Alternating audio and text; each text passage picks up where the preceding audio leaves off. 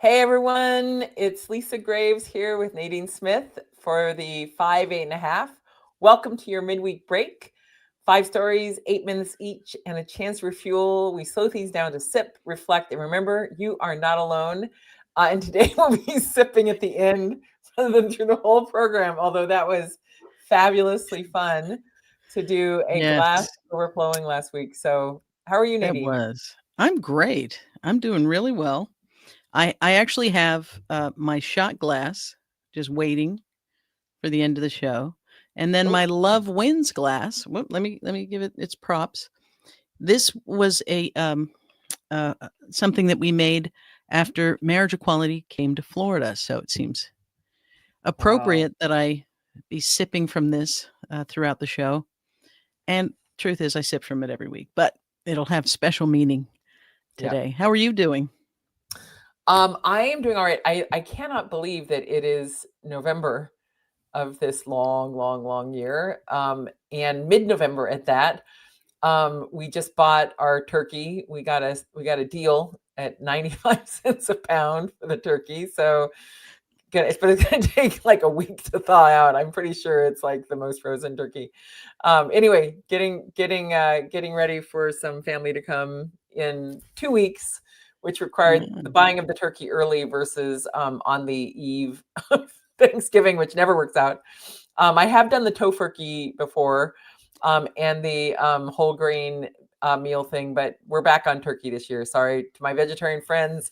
Adding vegetarian meals in on a regular basis, but Thanksgiving we're gonna go for the real deal turkey. Yeah, Yeah. but tofurkey is just it's wrong. It's not, Don't hate you know, us. it's just wrong.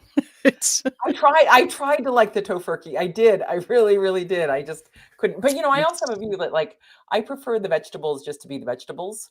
And if that's the dinner, then just delicious yeah, carrots and dishes, and beans and rice and versus like making it into something that it just is not. It is just not turkey.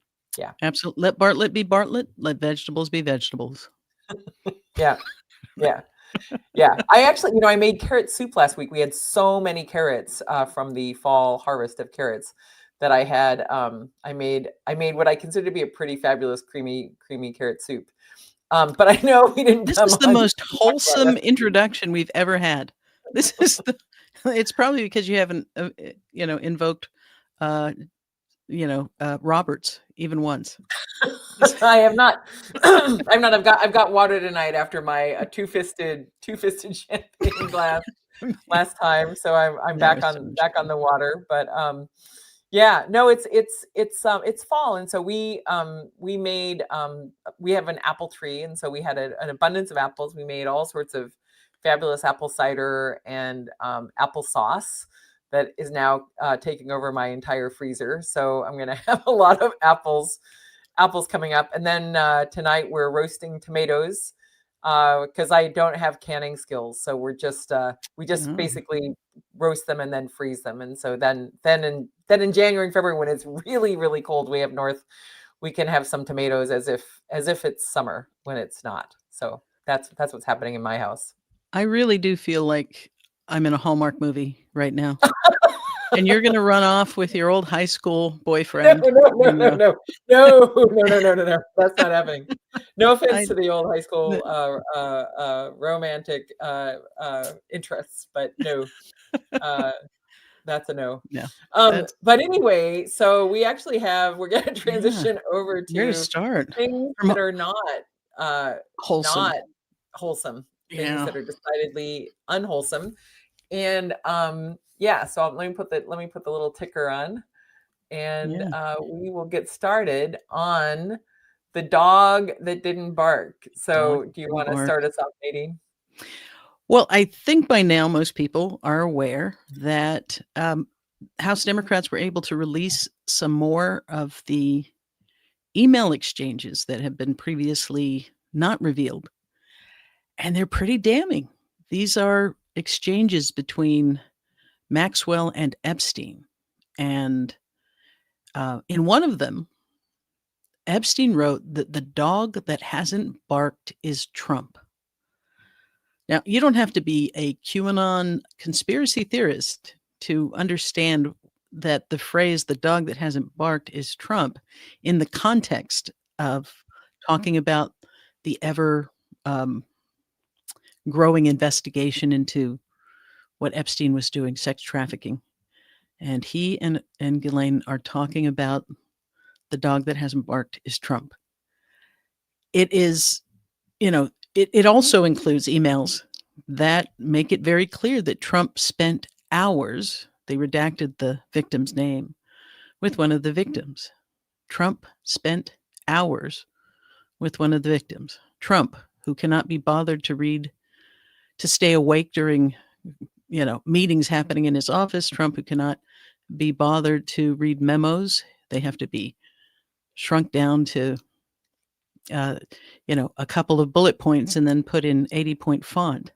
Spent hours with one of the victims. So this is really a huge moment.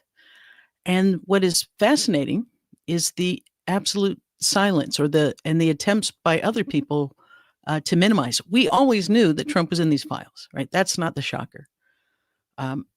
What we haven't is how he shows up in these files. And now what is coming out, not through the full process of the legislature, the House releasing these, because obviously Speaker Johnson has shut down an entire branch of the government to avoid allowing them to vote with 4 defecting Republicans to have the majority necessary to release these files. But what is coming out now is so incredibly damning that it's almost hard to fathom. And now there's more developments that with the swearing in of the latest Democrat, Trump is beginning to apply pressure to Boebert, to Nancy Mace, who have joined Thomas Massie and Marjorie Taylor Greene and all the Democrats to force the vote on releasing these files. But I just want, I think it's so important that we just sit with how nefarious, how damning these emails are. And this is only the tip of the iceberg. Yeah. I think it's really important to put some of that in additional context, which is, Trump had ambitions for the White House going back to the Reform Party in the early 2000s. So he, was thinking about in 2000, 2004, whether to run on a third party ticket. He obviously had ambitions to basically dictate policy in New York City, but more than that, this ambition to become president. And as I detail in one of the timelines I put together, notwithstanding the claims that they had a falling out over this particular young girl who was working at Mar-a-Lago, Virginia, that was in 2000. And according to reporters, it was only in 2007 that Epstein was no longer listed on the list of, people who would be regular attendees at Mar-a-Lago, just down the road from the mansion. This again was also years after the so-called dispute over some property that was purportedly the falling out. No, in fact, it was not until 2007 when Epstein pleaded guilty in that really terrible, reckless deal that Alex Acosta cut with him to a very minimal. Someone said prison time. I was like, let's call it what it was. It was basically, released to his office from his home, mostly, quote, house arrest while supposedly working at his office for a very brief period. And that was the period when Trump, distanced himself from him in 2007. That was just a couple years after Trump gave an interview saying that Epstein was his best friend, that they spent a ton of time together, and made other boasts and brags in that interview. I think that interview was in 2003 about how Epstein liked women or girls, in essence, on the young side. The quote was young or younger side. So that's part of the context. But the other part of the context is that one of those emails that was released by the House Democrats, this, of course, is not the full set of files that Pam Bondi has access to, that the FBI, that Kash Patel has access to. This is the set that the House Investigative Committee has access to, a smaller subset. One of those emails was from 2011 between Epstein and Maxwell talking about Trump and what Trump knew. That's where the language of the dog that didn't bark comes from. And Trump's response to these revelations today through his spokesperson is that this is a hoax. And I think the word hoax is actually their tell for it being true. Of course, they're saying it's not true, but hoax, they've said that around the Russia investigation, which was well documented, well founded in terms of Russia's efforts to influence the 2016 election, and Trump inviting Putin to basically get the files on Hillary Clinton to influence that election, and all the other machinations that people very close to Trump were taking to cozy up to Russia. But the other part, and this is like I just to add just a note of levity into this very joyful circumstances. I mean, Trump's purported claim about the dog that didn't bark means he's innocent, when in fact the origin of that phrase is from Sherlock Holmes, and it's from one of the more famous stories, The Silver Blaze, where Sherlock Holmes discovers, or basically deduces that Nadine is left for a second, but she'll be back. But it's when Sherlock Holmes deduces that the criminal that he's pursuing, was known to the victim because the dog didn't bark. The dog didn't bark because it was a friend, not a stranger who was involved in this particular case. And so, of course, Trump doesn't know Sherlock Holmes. I doubt he's read any Sherlock Holmes story ever. I doubt that as I continue to believe, I doubt he's read the Constitution more than a few words ever. The words that he said in his oath, perhaps being one of the only ones he's actually read. He hasn't read the Bible, that his name, was on, big, huge signature on the actual cover of the Bible that was being held by Janine Pirro in the Oval Office this past weekend. I literally, I cannot believe, first of all, this, I know this, now I'm down a side rabbit hole, like, I can't believe that they sold the Bible. They were selling the Bible for profit. I can't believe there's like the Trump edition of the Bible. I can't believe that any person who considered themselves to be a Christian would like sign the cover of the Bible. But so that happened. But anyway, the notion of the dog that didn't bark, this is well before Trump was actually running for real for president in 2015, 2016, years before he came down the escalator with Melania. This was a private email between Epstein and Ghislaine, talking about that Trump, of course, knew what was going on. Just like Howard Lutnick knew in a fast 5 minutes what was going on. And he wasn't Epstein's best friend. He wasn't hanging out with Epstein. So, the revelations today, I think, are huge, but I'm sure in some ways they're just the tip of the iceberg, which is why Pam Bondi, his criminal defense attorney, who's now serving as our attorney general and paid by us, is refusing to release the files. And you're back. Yeah. Well, I wanted it to be a cliffhanger as you were going into the Sherlock Holmes, the dog that didn't bark, because it knew the intruder. And Trump was the dog that didn't bark because he was not shocked by any of the revelations. He was very much aware and spent hours with at least one victim. Well, I think you don't have to be Sherlock Holmes to figure this one out. Yeah. But it is. I think it is also important to point out that this didn't come from the Department of Justice. This came through the estate of Epstein. That there's likely many more revelations coming, which kind of leads us to what has happened now that the 218th vote has been sworn in. Yeah, and let me just say that, we had Adelita Grijalva on Midas Touch last week.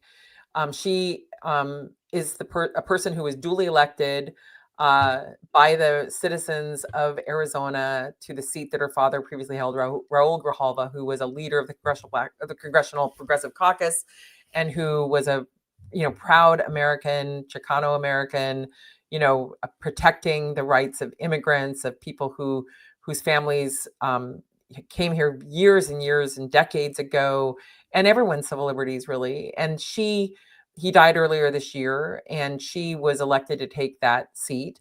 And outrageously, Mike Johnson refused to seat her for 7 weeks, even though that election was, validated, certified. He was, originally kind of making some excuses for not doing it, even though for other members who'd been elected in special elections, he'd sworn them in promptly. They can swear people in a pro forma session. They don't have to come all back in full, people in person. But he refused to do so, and he refused to do so for one thing, because he was aiding and abetting the effort to hide the Epstein files. That is exactly why the House was out of session for 7 weeks, for almost 2 months, while these members are getting paid, while Americans are going hungry and losing their jobs in the face of the chaos that has been caused by the Trump shutdown and the Republicans' refusal to, provide access to the baseline of healthcare benefits, without gouging prices. Although, that's still up in the air. We're going to talk about that in a minute. But like the precedent, the precedent of the Speaker of the House refusing to swear in a member who was duly elected, I fear is a precedent that they're going to try to unroll after the midterms, if the midterms prove to be a blue wave, another blue wave, that they just will decide not to actually swear in the people who were duly elected. But as you point out, Nadine, and others have pointed out, and I just pointed out, this is not about Grijalva in a really personal sense. She is the 218th signature for the discharge petition for the Epstein files. And as you've noted, Trump has been busy trying to pressure Lauren Boebert and Nancy Mace to get their names off that petition, so that it does not, set in motion this effort to get the full set of files released. Nancy Mace is a survivor of a sexual assault. At least that's my understanding of her circumstance, that she wept when she witnessed some of the statements of the survivors of Epstein's trafficking and his efforts, his predation on young women and girls. And Boebert, this may be the only thing she's ever done that I consider to be just. I hope she doesn't cave, but I'll give her credit for at least standing with Mace and two other Republicans in favor of this discharge petition with all the Democrats who know that this material really needs to be released for the American public to understand what really happened in the face of just a tsunami of disinformation coming out of Trump and his apologists. I have to wonder a couple of things. One, I have to wonder if if we are fully, absorbing what it means to have a Speaker of the House completely kick the plug out of the wall on the House. Like it is one thing that he has not sat a duly elected, House member, but it is another thing that he has completely shut down this important part of government. Indefinitely it was until the circumstances compelled. But that seems like we've got to fix both of those things. Both of those things cannot be permitted to happen again. But the other thing I wonder, it's a strange world right now where you're watching Marjorie Taylor Greene on The View.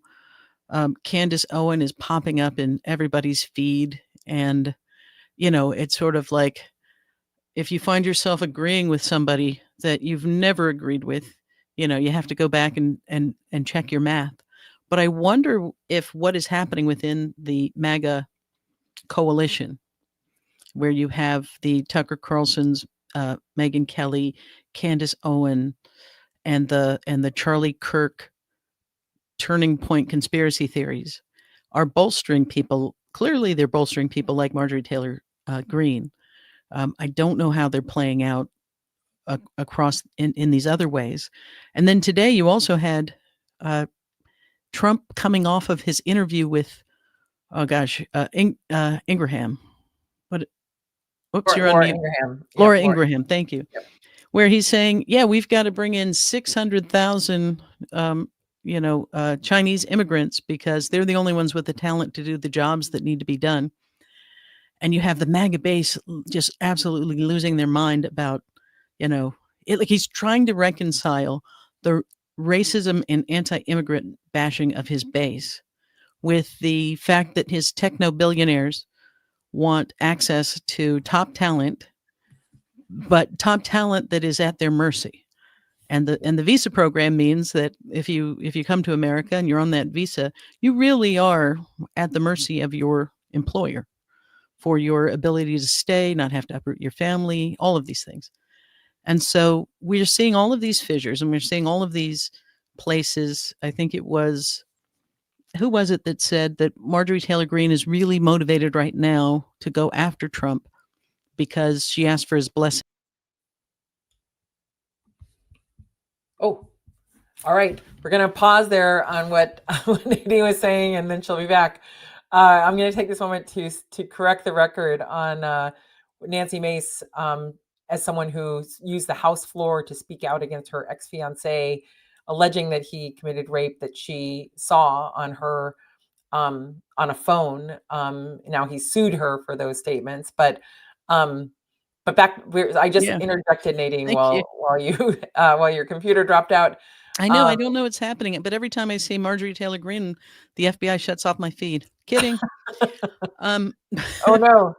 But the main point that I was driving towards was basically to say it is hard to know how all of this is going to play out, because the more vulnerable he is, the more fractured the MAGA coalition is, the more likely, I think, for defectors to defect, because they're trying to figure out what the new alignment will be if Trump falls, or if he's injured, if he's politically injured so badly, the market's not doing well, all the things that he leans upon aren't doing well. Will everybody's wondering if whether Mace is going to crack or Boebert's going to crack under the pressure to stop the release.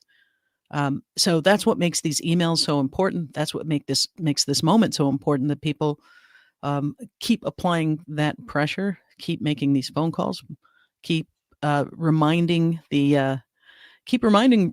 Republicans in particular, even if you live in a place where you think the Republicans are beyond reach, that there's going to come a moment where his stock falls far enough that they're going to have to try and figure out where their next political home is going to be.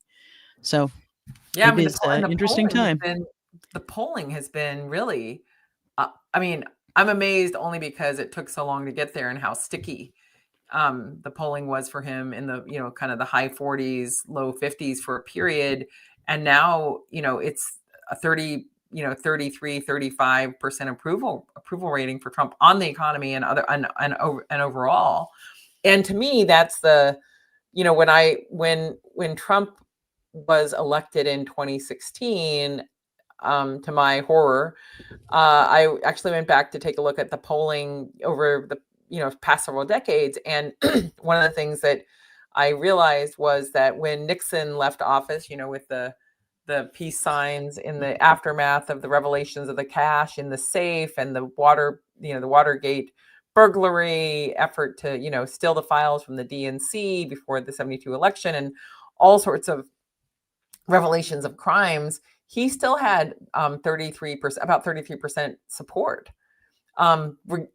People who were going to stand by their man Nixon, despite the actual crimes that Republicans at that time even agreed, had been committed by Richard Nixon. And then, fast forward to George W. Bush after the economy collapses on his watch. It had been a collapse that had been unfolding since 2006, 2007 in like Vegas and Denver. But when it finally really collapsed in 2008, and he lied us into war with the help of Dick Cheney, at the instigation, in essence, of Dick Cheney. They broken our commitment to the Geneva Conventions with, visual evidence of torture. When he left office in, January 2009, he was still at about 33 to 35% approval rating. And so, in essence, that's partly, if you look at that percentage wise, that's basically the Republican Party is sticking with their team no matter what happens. And so this figure is in that ballpark for Trump. Like, this is core Republicans sticking with him no matter what. But those figures have got to be scary for other Republicans, that he's at that low approval rating, which, I think means a lot of worry about desperate actions by this administration, but Yeah. also defections, like you said. Well, we saw the video of Steve Bannon in that meeting saying, everybody in this room needs to understand that if we lose the midterms, there are people in this room who are going to jail, including me.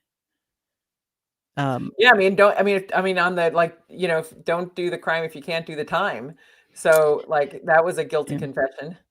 Yeah, well, and I think that their willingness to do anything that's necessary to win is is driven by the fact that they have that fear that if they're not in control, things will be released that they can no longer evade.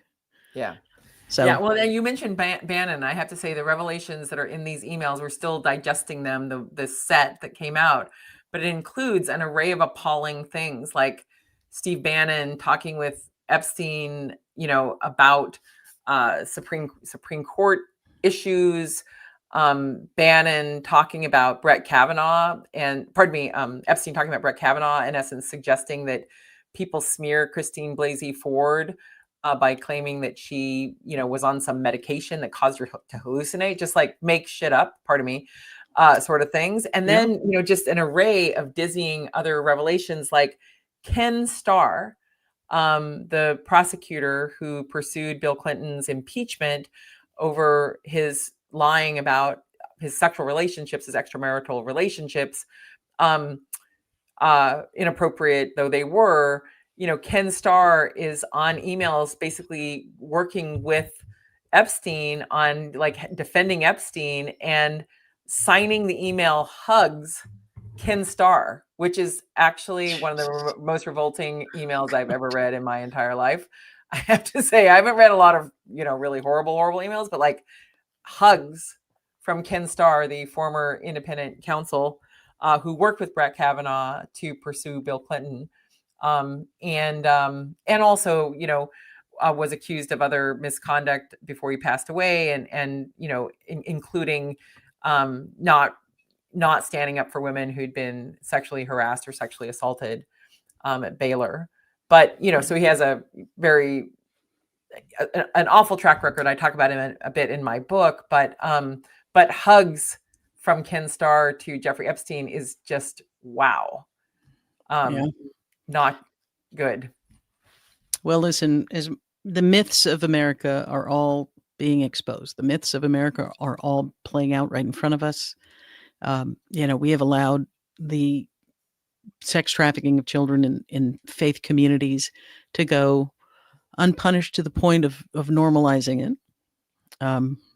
By the time there are jokes about, choir boys and priests, that don't even, cause us to raise an eyebrow, we're in territory now where people cannot pretend that their instincts to protect children exist at all within that party. And Pam Bondi, the man, her villain arc has been fast and horrific.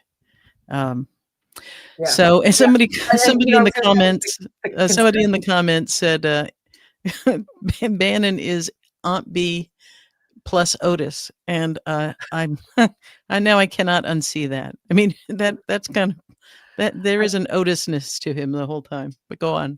No, I was going to say, the conspiracy theory component on the right, like, it is astonishing. Actually, I was in DC last month for the launch of my book and at Policy Prose, which was just a lovely event.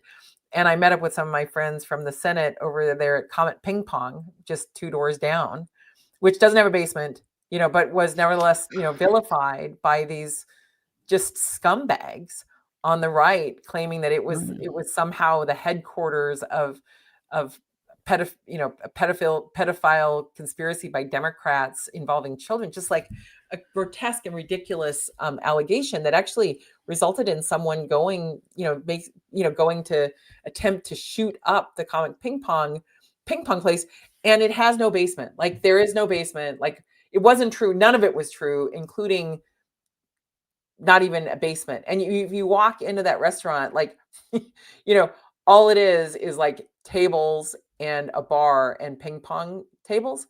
And yet, despite the reality of it, the reality of that physical space, right-wing conspiracy theorists were able to peddle that lie so effectively that it, caused basically almost stochastic terrorism by some guy who believed the lie. And so, when I know I'm circling back before we head off to the Supreme Court stuff, but like, when you have the spokesperson of the White House claiming to the American people that the files that the Democrats released are a hoax, that the emails are a hoax, like, some percent of the population is going to believe that lie because they're primed to believe lies. When in fact, the emails appear to be authentic. There's no indication that they were constructed, that they were false, made up. There's every indication that they were validated as accurate, validated as true and authentic. And yet this administration just continues to lie and lie and lie. And it also has this propensity to have people with a cross on their neck deliver that lie, which, which, as everyone knows, the 10 Commandments have a lot of commandments in there that most people can't recite, but the one that almost everyone can recite is thou shalt not lie. But it doesn't appear to apply to them when they are routinely lying about things like this release. So we'll see what happens next, but it is just extraordinary that a subset of the population has been primed with lies and conspiracy theories and deceit. And this administration, of course, is playing to that part of their base by denying that, not just saying no comment or we'll get back to you or something, but like actually asserting in public. I know she's not under oath. She should be at some point under oath, but asserting that this is a hoax is really, it's just another insult to all the injury that's been suffered, including most predominantly the injury of the survivors of Epstein's schemes with Maxwell, who Trump is now coddling, at that facility in Texas, and where, this notion that, she gave, an on the record statement to Trump's, again, former defense attorney, who's now the deputy attorney general and being paid by us, saying that Trump knew nothing, in essence, and was, quote, always like, or at least the paraphrase was, always a gentleman, when there she is in those emails with Epstein talking about what Trump knew. And her transfer to that country club jail has not been reversed. Yeah. Now they'll protect fictitious children, that they've invented to push a lie, but they won't protect real people. It's really horrifying. Yeah. The dog that didn't bark. Yeah. Well, so now we're going to go and talk about the Supreme Court. We're going to switch gears. Yes. I'm going to put my timer back on. Have we been using the timer at all? I was trying, but we were bouncing back and forth. The first few topics had overlap. So yeah, that's true. That's true. So, there's a lot happening with the Supreme Court. Nadine and I have a spirited debate about some of the stuff that happened in the past week. And I just want to begin by saying, I do think it's really important to celebrate things when when we must celebrate them, because we have to celebrate the victories when they happen. And I also have deep distrust that it's the end of the story for this court on some of the issues that have been getting the headlines. So, but let me not rain on the parade, because really there was a delicious victory this week. And I'm going to toss it over to you, Nadine. Oh, I was going to say, for everyone who's been following, Kim Davis, who was this clerk who did not want to provide, marriage equality after the law had changed and refused to marry a couple. And that case went to court, and she lost, and appealed, lost again. And she was ordered to pay somewhere around, I think it's $360,000 to the couple whose rights she denied. And so this case has become sort of a cause célèbre for the far right, the Heritage Foundation, Matt Staver, that crew. And so they've been trying to find a way to use it to overturn marriage equality. And so as it made its way to the Supreme Court, there were sort of two camps, I would say. Those who believed that anything is possible and SCOTUS could use this case to overturn marriage equality. But I think the majority of people who I think of as level-headed and experienced didn't believe that was going to happen, didn't think that the particular facts of this case lent themselves to that. But we live in unprecedented times, so, nobody takes anything for granted. Oh, we've lost Nadine again. So I'm going to jump in and just vamp for a second and say, do you know who Kim Davis is? I was surprised because I actually saw a sign that I had not realized that she'd been married 4 times to three guys. And it just seems like, somehow the height of hypocrisy for someone who claims they're so devout that they cannot issue a marriage license, a duly authorized marriage license to a gay couple because she so values the sanctity of marriage, to have had 4 marriages. I think the sign said, "Good luck on your 5th marriage, Kim." Now, let me just say, I think some people are hopeless romantics. Like, what's the difference between Kim Davis and Elizabeth Taylor? There's a lot of difference between Kim Davis and Elizabeth Taylor. Elizabeth Taylor stood up for gay rights. She, came out strongly in defense of men and women, but not only men who are dying during the AIDS crisis. So I don't want to be someone who judges someone who has a lot of marriages, like Elizabeth Taylor. You were away, Nadine, and look what happened. I know. All of a sudden, like, how did you get there so fast? All of a sudden, but so look.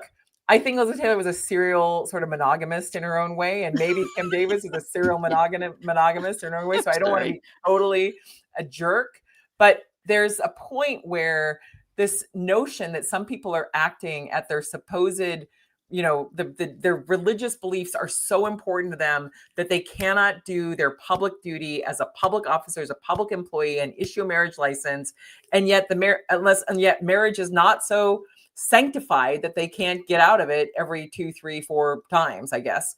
So I just think I think that is hypocritical, and it's the kind of nonsense that we've seen from some of these right wingers, like when Hobby Lobby, when the Green family was demanding that the Supreme Court recognize that its corporation had some sort of religious conscience that demanded that it be exempt from the ACA's provisions regarding access to birth control, because supposedly the corporation was so devoted to its religious beliefs that it could not allow people to have access to IUDs or the pill, who were clerking, at those craft stores, at Hobby Lobby stores.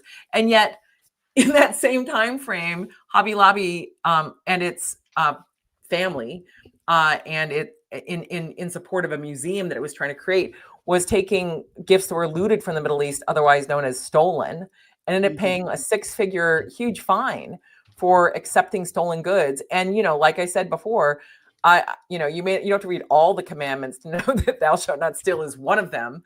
But this hypocrisy on the part of these right-wing litigants coming to the court. In that case, the Supreme Court, the Roberts Court, allowed Hobby Lobby to assert that it had a religious belief that would allow it to block access to contraceptives to the employees who worked for it, to its workers. And in this instance, though it may have been tempting to Alito and Thomas, the court did reject Kim Davis's appeal to get the court to try to destroy the precedent in Obergefell, which recognized gay marriage as a fundamental freedom for Americans. And so I am happy the court did that. I'm worried that the court that this is just a midterm election sort of decision. It's going to deal with the Voting Rights Act destruction and try to help Trump rig the election. And so it doesn't have to take on the issue of gay marriage in this cycle. It can take it on in 2027 or 2028.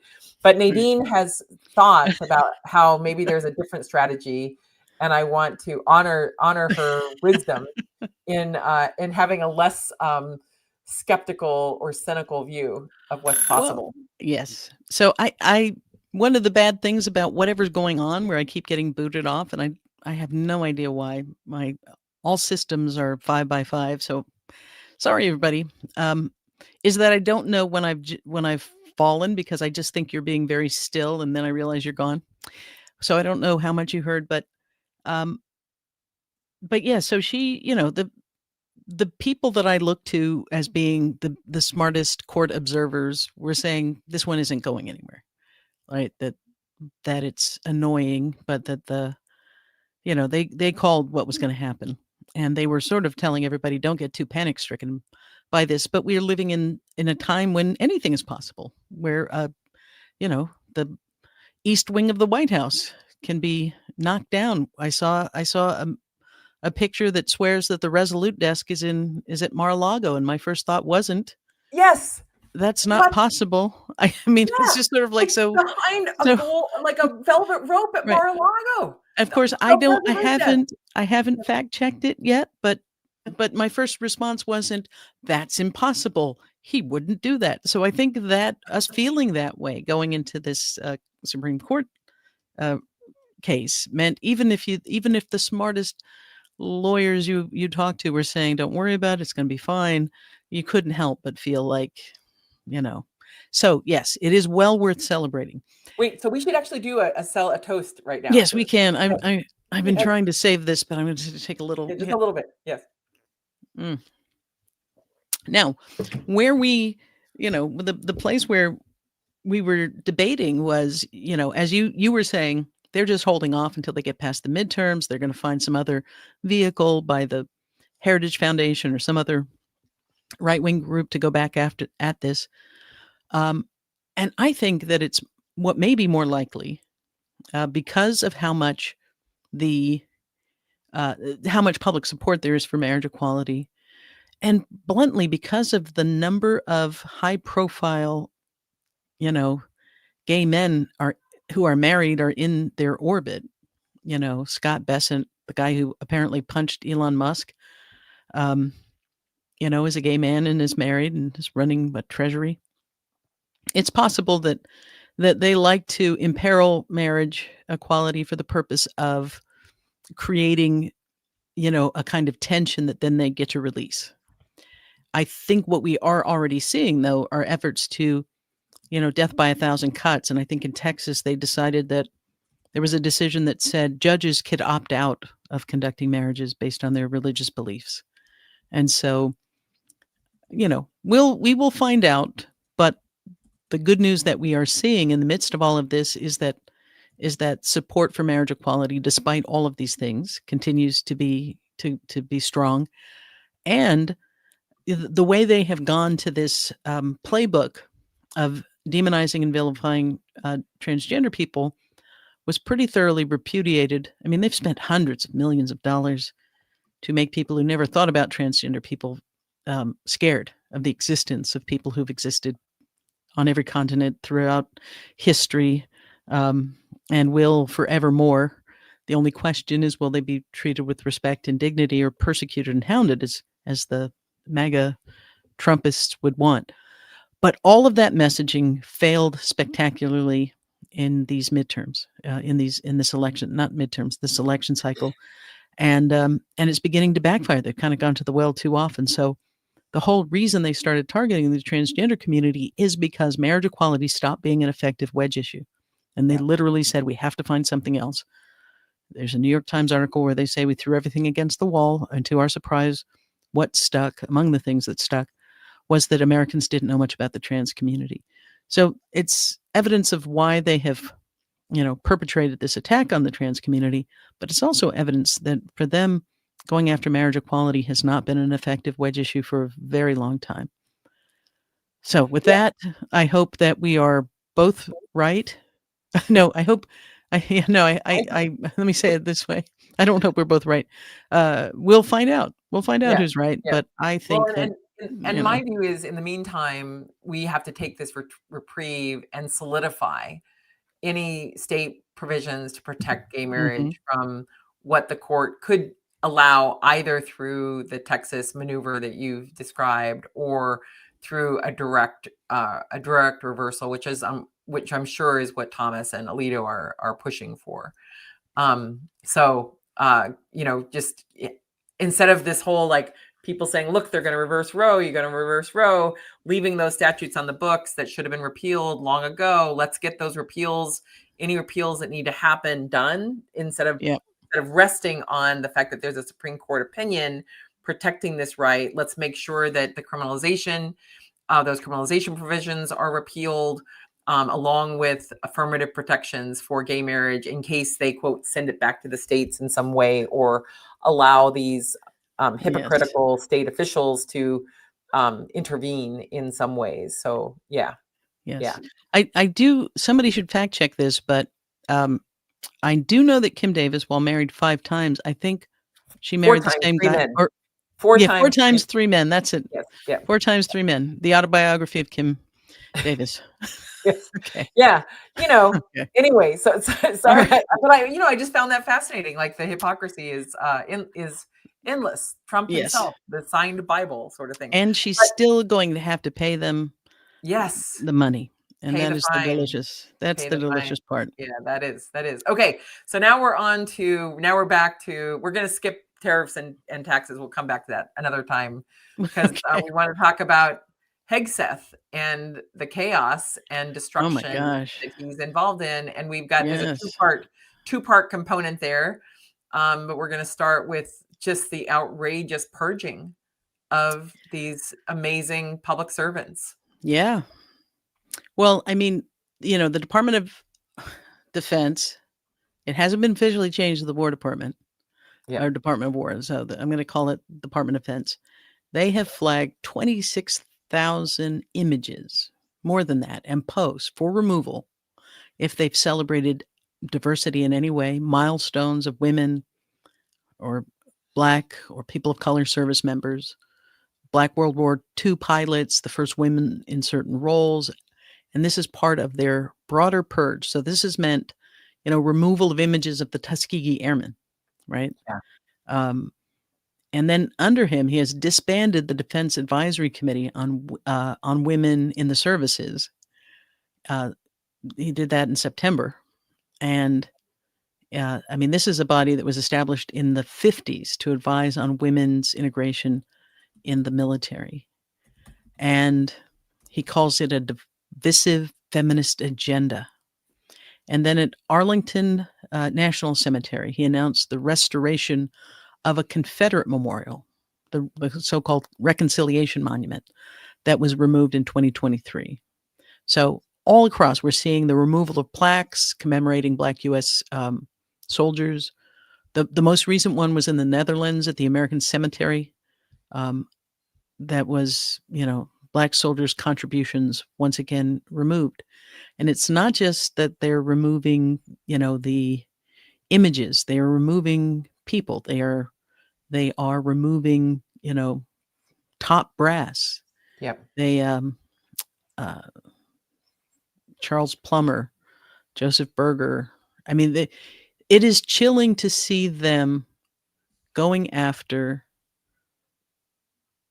with no explanation for why senior military officers are being removed for reasons that have nothing to do with performance. It is loyalty tests. It is ideological alignment. And remember when they brought everybody in and Hegseth gave his, testosterone stacked speech about, move out and draw fire at the end. Yep. And he thought it was going to be a big applause line, and they were just absolute crickets. And somebody suggested that they were scanning the audience to see whose, facial expressions gave away their disgust and contempt for Hegseth. But I think that they didn't need to do any AI scan of the room. They just looked for women and anyone with melanin in their skin. Yeah. And that has been, this purge that has happened. It's not just in the uniform ranks, the head of Pentagon intelligence agencies. It is a chilling gutting of an institution that is not supposed to be politicized through a lens of loyalty, not to the Constitution, not to the country, not to the people, but to Trump alone. Well, and the related piece of this is that this is, I think, creating a genuine national security crisis for America, because we have some of the most expert individuals who have been removed from these positions, as well as in other parts of the national intelligence infrastructure, people who have decades of expertise, people who have substantial knowledge of our enemies, have devoted their careers to protecting us from enemies, foreign and domestic, but predominantly foreign, because of the limitations that have long been followed in terms of the use of the military domestically. And if we saw this happening in another country, like if Putin were purging 17 top generals, like we'd know, we would be, America previous to now would be calling that out as a serious shift in the power structure and the balance of power. The potential for trying to use the remaining generals or the remaining military officers to, back back this loyalty to a person versus the Constitution, despite the oath they swear. And to see a situation where we've just the brain drain of this administration between these firings and terminations, and pushing people out who have deep devotion to our country, who've spent their lives and their careers protecting us from threats, as well as so many scientists, people who are cancer scientists, people who have been investigating illnesses and trying to protect us from communicable diseases, and people who have expertise in education and in forestry and in biology, like across the board, the just destruction of this by this administration of the knowledge that we, the American people, have invested in by having our money spent to allow these individuals to serve our country, to serve us.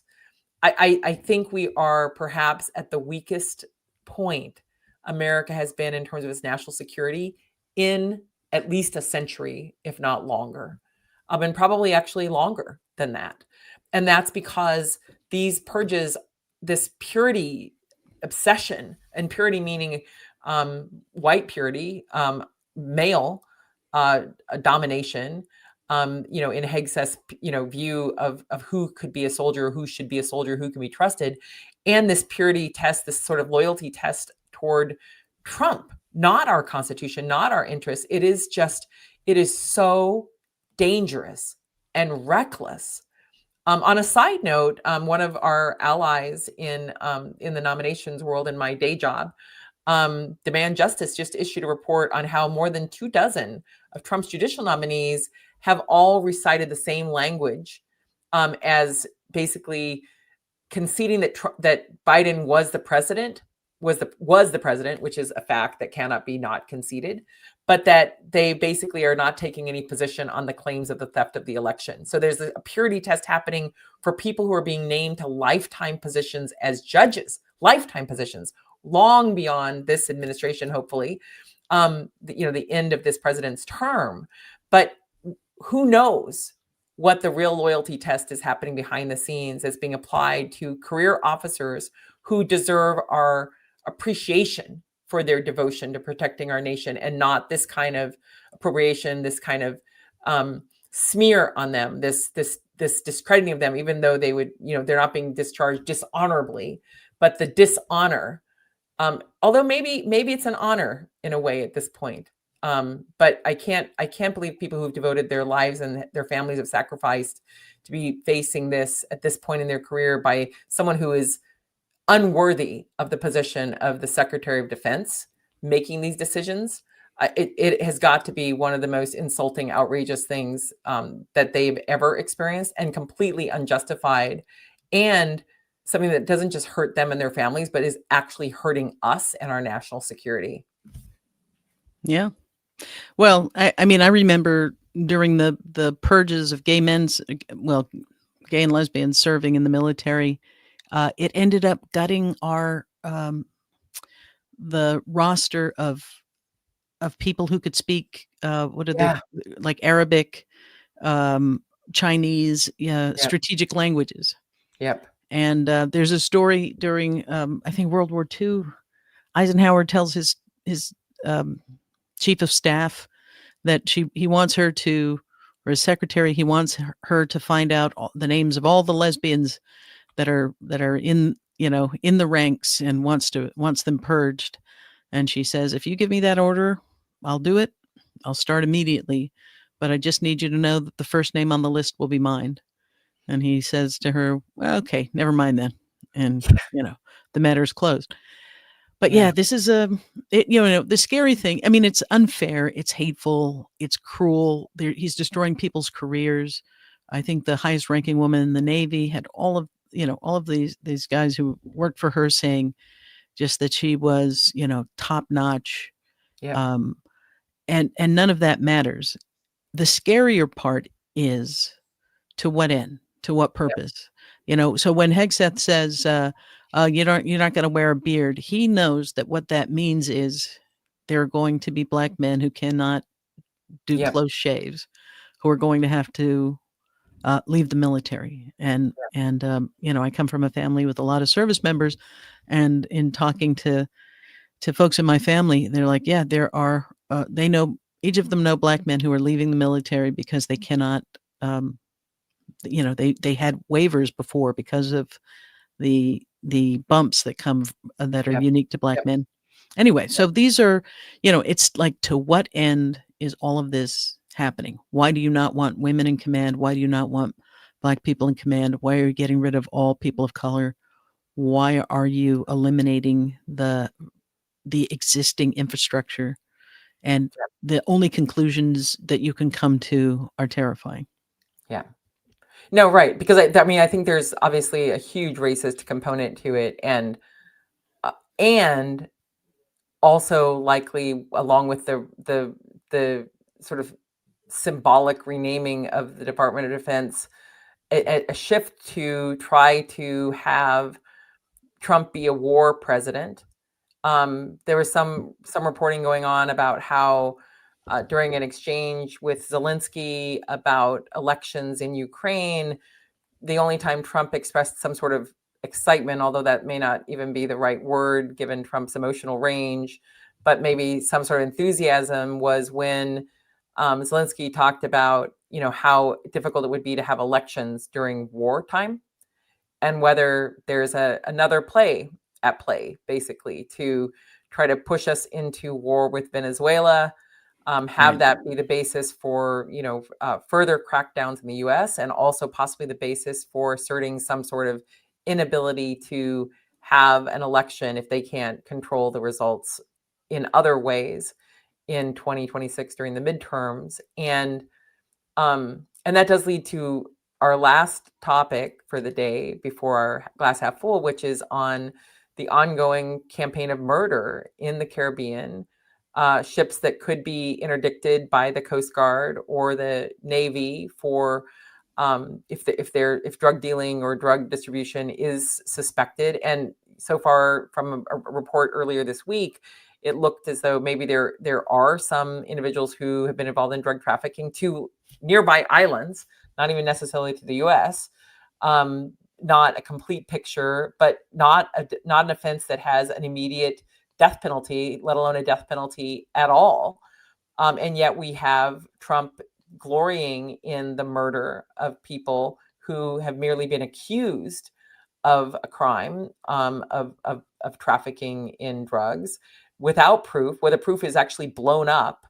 And now we have Navy ships amassing in the Caribbean, basically threatening to invade uh, Venezuela.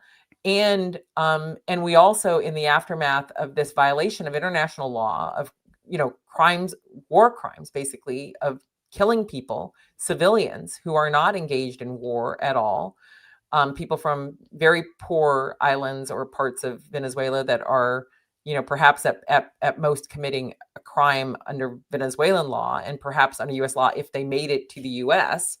But instead, now the United Kingdom, which has been one of the United States' longstanding intelligence partners, is refusing to share intelligence with the United States because the intelligence has been used to murder people in cold blood, with Hegseth and Trump celebrating these murders. Yeah, I think it's really important that we avoid the jargon, of extrajudicial killing. I know these are technical terms, but it's cold-blooded murder, and it's important that we call things by the language that actually strikes at our moral core, that doesn't allow us to put distance between what's being done in our name with our taxpayer dollars and I saw somebody had a bumper sticker or online. It said, "Let me live long enough to watch the tribunals against these monsters," and that feels like a pretty good prayer these days. Yeah, I actually have my team ask my team to read Politics in the English Language, written by George Orwell, every year to reread it, because it talks about how language can be used to hide the actors, particularly governments, and obfuscate the action. So people are rendered or rendition versus kidnapped. They're kidnapped. No, they are kidnapped without proper legal authorization, or they're murdered in these boats off the shore of Venezuela without a trial, without evidence presented to any independent tribunal. People were kidnapped from the United States, from their homes, and removed to an El Salvadoran hellhole at the behest of Marco Rubio. Like, we have to speak plainly and not buy into the language that this regime is attempting to impose in order to obfuscate what we're seeing with our own eyes. Absolutely. Boy, we need that glass half full right now. Yes. All right. We're there. We're there, because there Yes. is some good news. There is some good news. Yes, there is some good news. So, we've talked about Moms for Liberty before. They were born in Florida, or I should say they were constructed in Florida, because there's nothing organic about them. You have to understand that when they were formed, it was the brainchild of the then head of the chairman of the Republican Party, and his wife, Christian and Bridget Ziegler, and that they were fearful that they were losing suburban moms, aka white women, who had watched George Floyd, be murdered in front of them, and as part of a wave of police brutality. And they were horrified by it. And so they were saying, we got to get these women back. And so Moms for Liberty was constructed to create a boogeyman in your schools that's lurking to grab up your children and brainwash them and turn them against you. And so Moms for Liberty leaned into that narrative, and they got a ton of money right out of the gate by right-wing think tanks and, the usual suspects. And so they arrived on the scene, huge. And DeSantis used it as part of his campaign to run for president.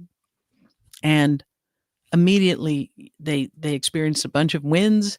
They took over school districts. They began to destroy everything. They wanted to ban any book that had any imagery of any gay person. They wanted to go after books that talked about racism.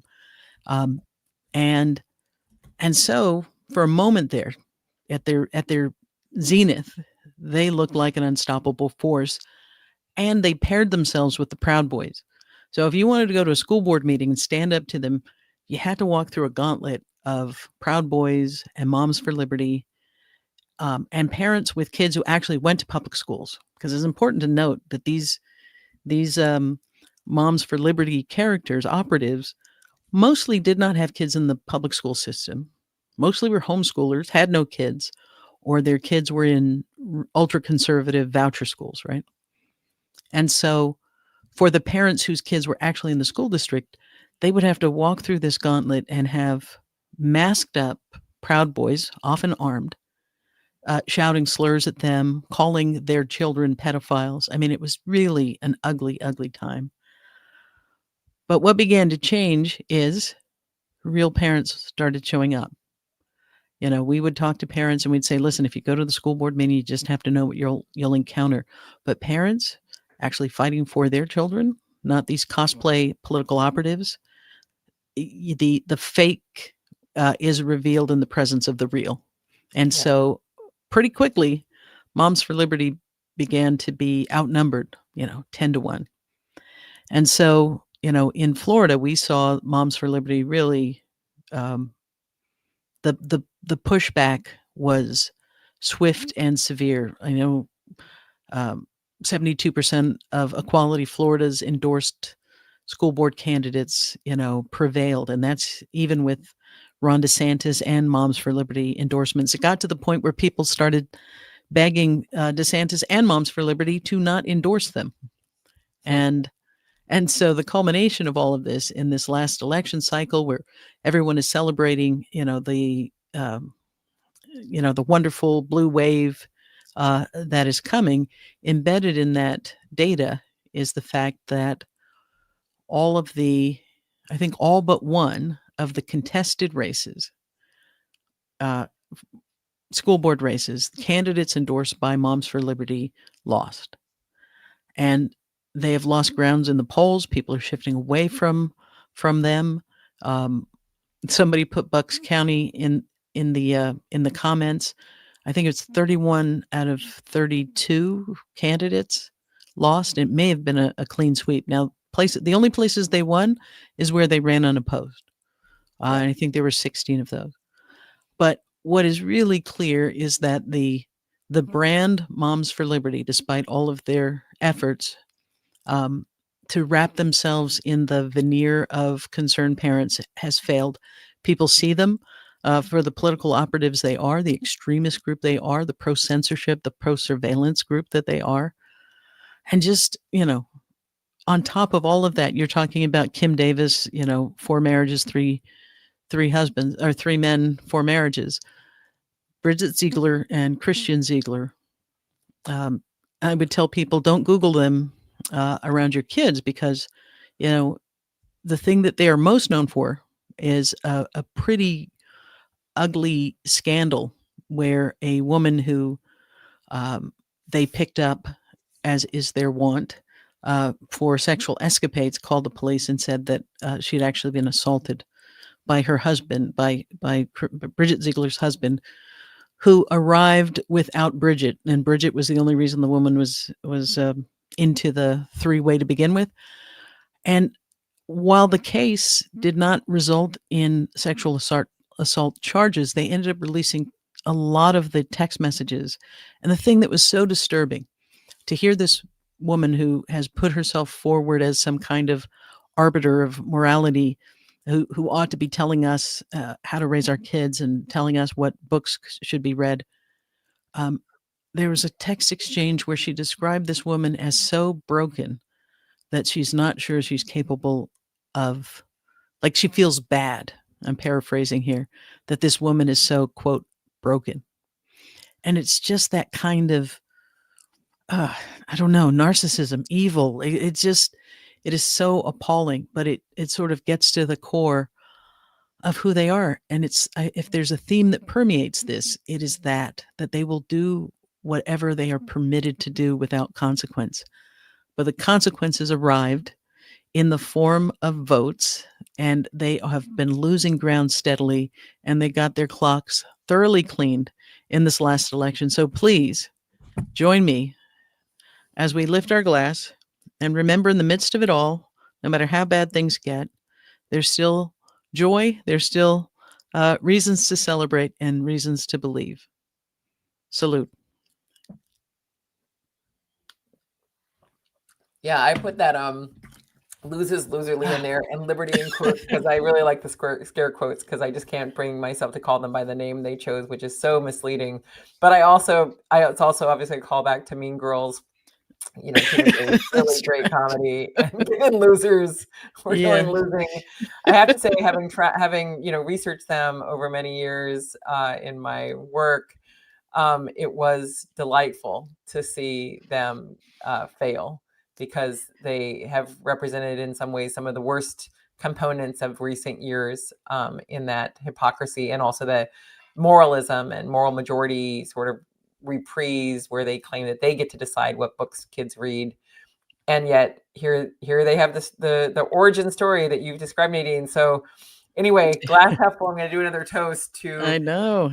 to the tremendous routing of Yes. Moms for Not Liberty. Yeah. Here, here. And love still wins. And well, thank you, everybody. So I'm Nadine Smith, along with Lisa Graves, and thank you for making space for us as your midweek break. Don't forget to tune in on Friday for the OG, the 5'8.5". I mean, the 5'8", the OG 5'8". The OG 5'8". Yes, with Greg Olear. Yes, with Greg Olear and Stephanie Cobb. And take care of yourself. Take care of each other. Remember, you are not alone, and we'll see you next Wednesday. Boom, boom, boom, boom, boom. Now we have a problem because it says go live in the corner, and I don't know how to end the stream. Greg, can you come help us in the stream? Do you know how to do that? What do I do? Greg is like, why